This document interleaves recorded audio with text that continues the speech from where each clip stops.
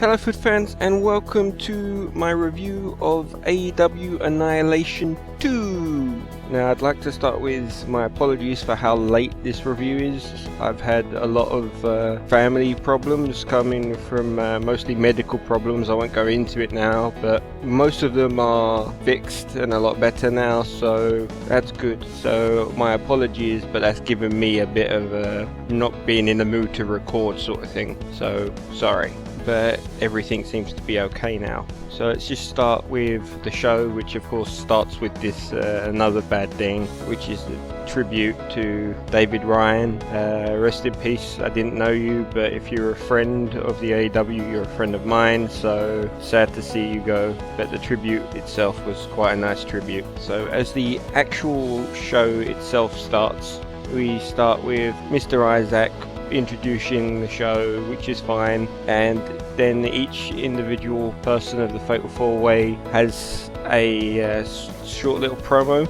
Legion and Leo Jackson's ones were pretty good. They were okay, nothing wrong with them. Benji's I had a little bit of a problem with, but I hold him to a higher standard, I guess, because he's a big veteran of the AEW. So when he said it's going to be a walk in the park, but let's just see what happens, they kind of contradict each other a little bit. It should be, it's going to be a walk in the park, but let's go out there and have some fun sort of deal.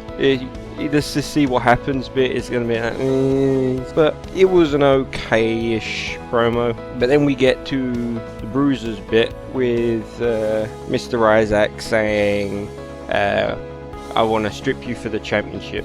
Why do you want to strip him from the championship? No reason, you just want something new, I guess. But what? What? It makes no sense. It really doesn't. I would have just completely cut out that section and got rid of it. Yeah, with Leo Jackson in the background, that was just even more confusing, because as I've said, he should be kind of pushed as a babyface, and it's kind of like, oh, you want to give the championship to him? It's like, you don't just give a babyface a championship. Maybe Mr. Isaac would want to give it to him, but then Leo Jackson would refuse and say, I'm going to earn it sort of thing, just like the whole Triple H and Roman Reigns thing, when Triple H was like, hey, I'm going to put you in the final, all you've got to do is like be my guy, and he's like, no, fuck that, I'm going to do the tournament thing. That's the sort of babyface management situation when the management wants to get behind a babyface, but of course then they're all babyface, so they don't want to be caught up in management. So I don't think he should have been there at all if you were going to do it, but I didn't like this at all. I would have opened it straight away with the Bruiser lying on the ground being attacked.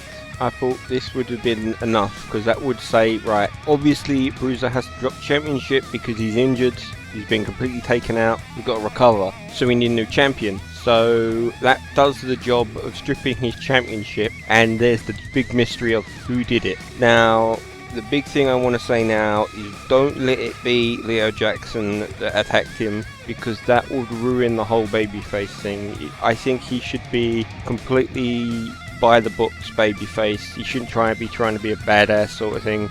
He could be accused of it at some point down the line, but I wouldn't have him do it at all.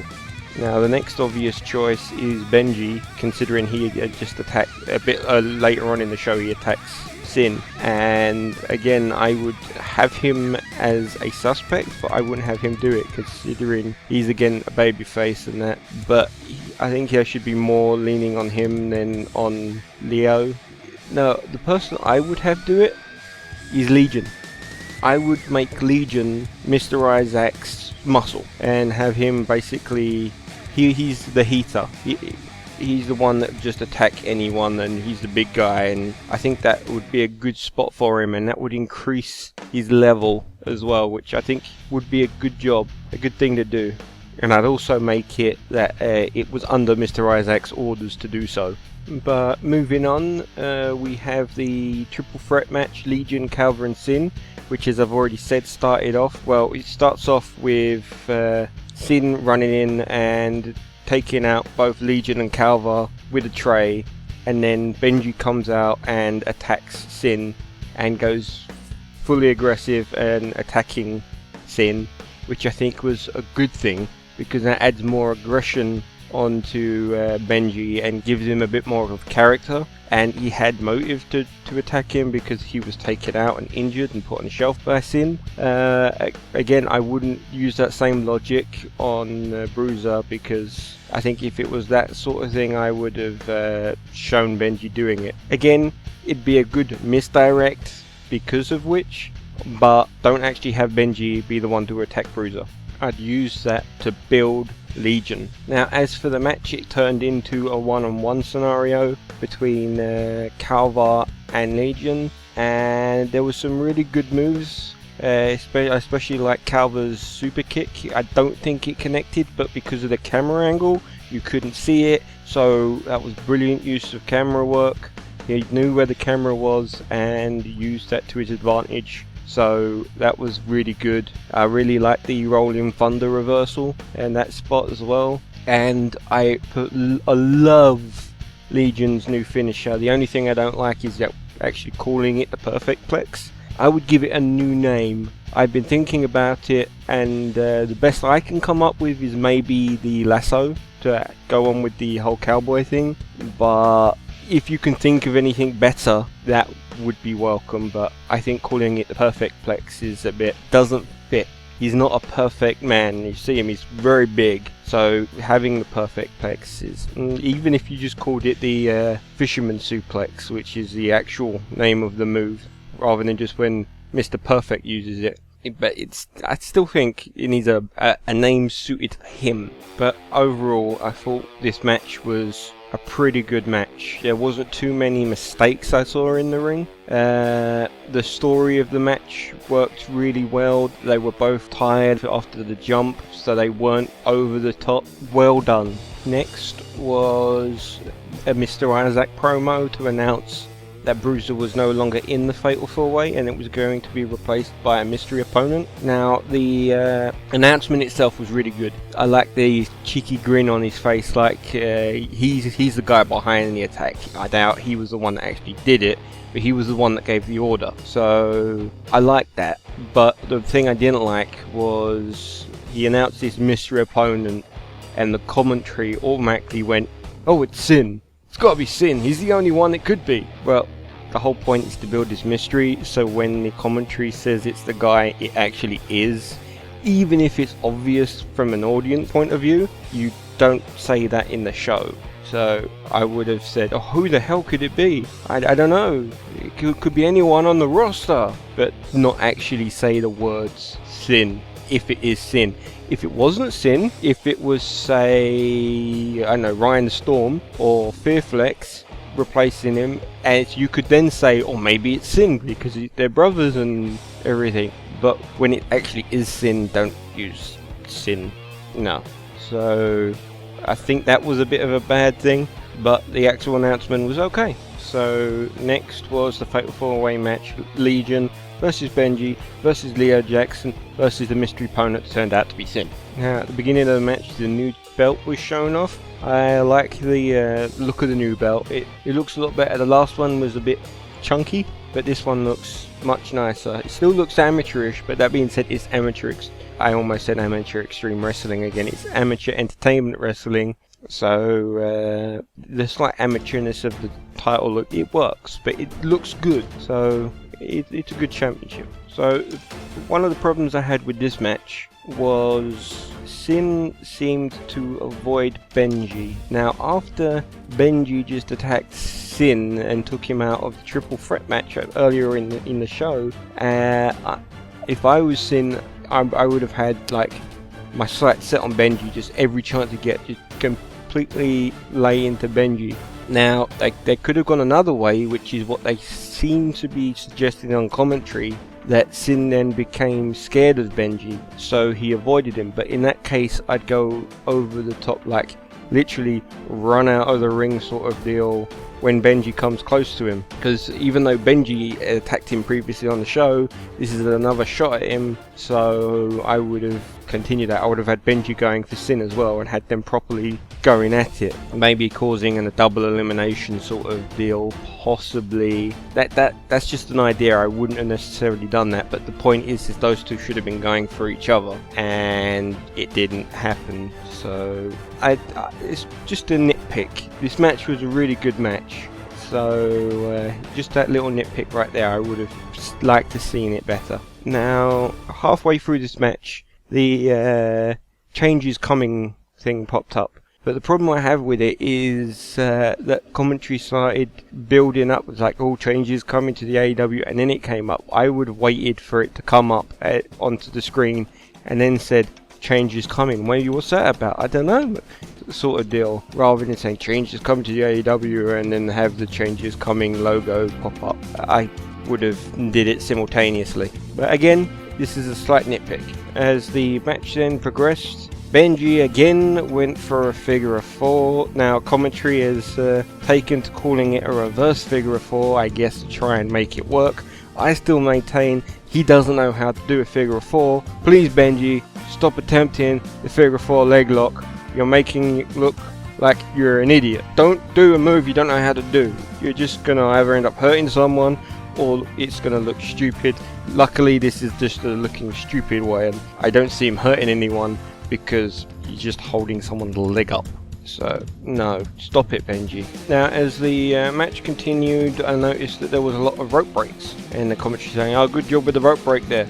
Now first off, I was like, it's a fatal 4-way match. There's no rope breaks in a fatal 4-way, no disqualifications, no count outs, because if you disqualified someone, who wins? But then I found out it's an elimination fatal 4-way match. Now, I didn't realise this until Sin got eliminated, so I would have definitely hyped up. Maybe I missed it, but I would have definitely said it a few more times. If I missed it, I apologise, but bring it up a couple of times. Now, I like the power lift that Legion performed. I definitely think he did a lot better this show than he has been doing.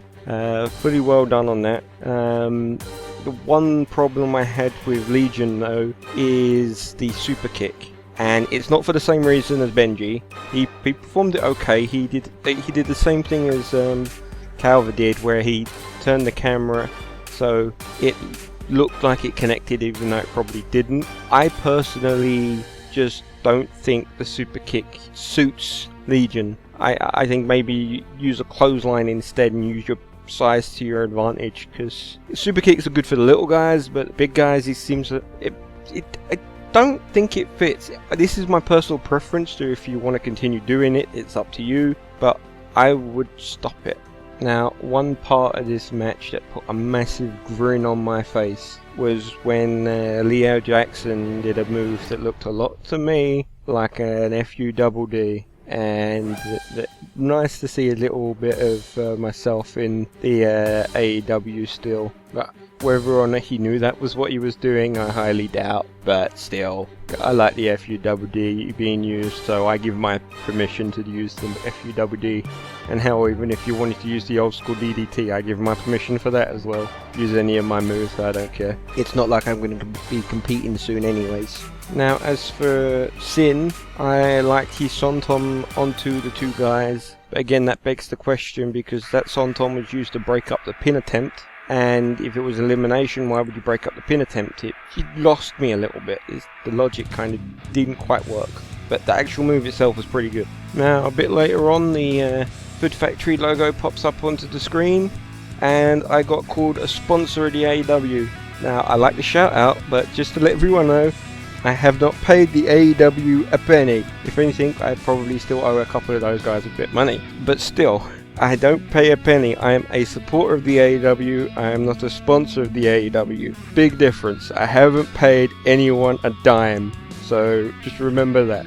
Moving on, Legion goes for Manny, and I like the fact they're bringing in Manny. Considering Sin has this mascot, it's good that they're using it now, rather than him just sitting in the background. It's good that they're bringing it into the story, and I know they did it before, but just keep doing it. I think it works so well for the Sin character. But moving on, as I said, Sin was the first eliminated, which I thought was a good move.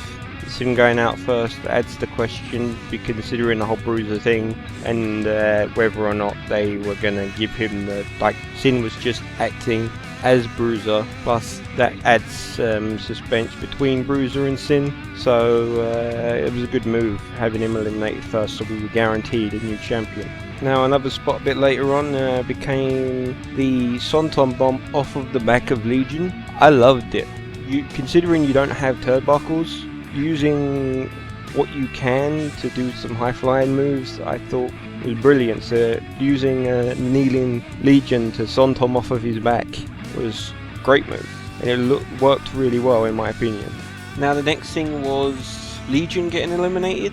Now this is a nitpick, but I would have had Benji being eliminated next, so that you leave Legion and Leo Jackson as the final two. This was good because it helps to build Legion a bit, and it's a David and Goliath sort of thing. You've got the small guy, Leo Jackson, the babyface, fighting the heel Legion, big giant, and Benji is a babyface. I'm liking his new aggression, but I'd still say he's a babyface, which is good. But I think in that case, if you wanted to go down that, maybe if Benji rose Leo Jackson's arm at the end of the match would be a good move, but that didn't happen either. So I personally, it's just the nitpicks.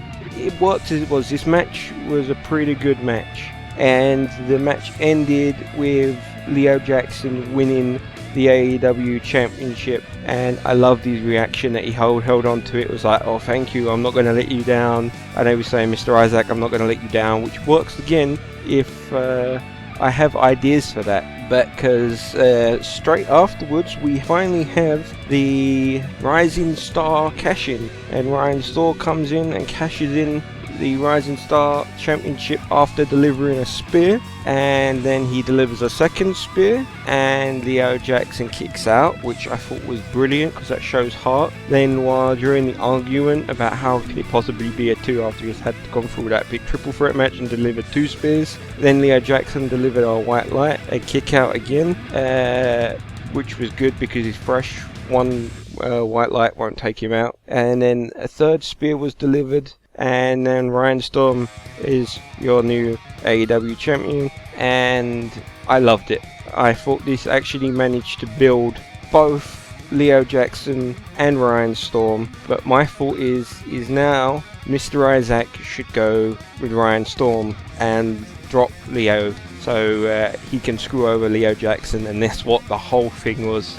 He told him to wait until after the Fatal 4-Way match to cash in, and he did it, and I think that's how the story should go. So Mr. Isaac then has Ryan Storm, his new guy, and Legion is his sort of bodyguard sort of thing, and then you've got yourself that team, because while Bruiser's out you don't really have any teams, and I think a couple of factions on teams would be good for the AEW. Don't overdo it, don't put everyone in the team, but at least one I think would be a good thing. And then you've got Leo Jackson trying to fight back to get his championship back, and he's the underdog because he's got these 3 guys coming for him. I know one of them's just the general manager, but he's the one pulling all the strings, so it works.